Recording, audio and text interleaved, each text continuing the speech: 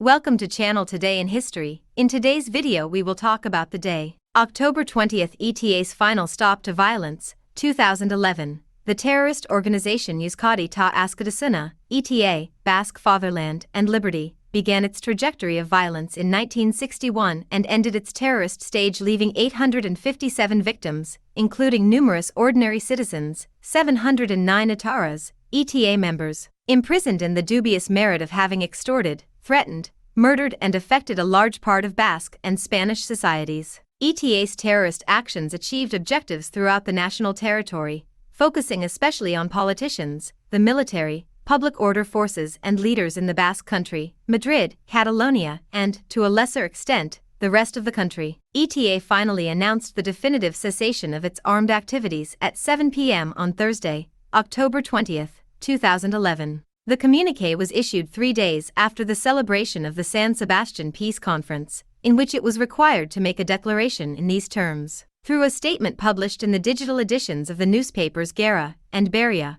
both in the Basque language and in Spanish. In the communiqué, ETA declared a clear, firm and definitive commitment to overcome armed confrontation, while asking the Spanish and French governments for a direct dialogue with the aim of reaching a solution to the consequences of conflict. The then president of the Spanish government, José Luis Rodríguez Zapatero, appeared before the media an hour after the statement, highlighting the definitive and unconditional triumph of the rule of law. He insisted on the collaboration of France in the fight against the group, and thanked the work of the distinguished ministers of the Interior, and the tenacious and effective action of the forces and security bodies of the state. He ended his speech recalling that the memory of the victims will always accompany future Spanish generations. The leaders of the main political parties in Spain at that time, in turn, made statements in which they emphasized the celebration of the victory of democracy, congratulating themselves on the fact that it was not necessary to make any kind of political concession to the terrorist group.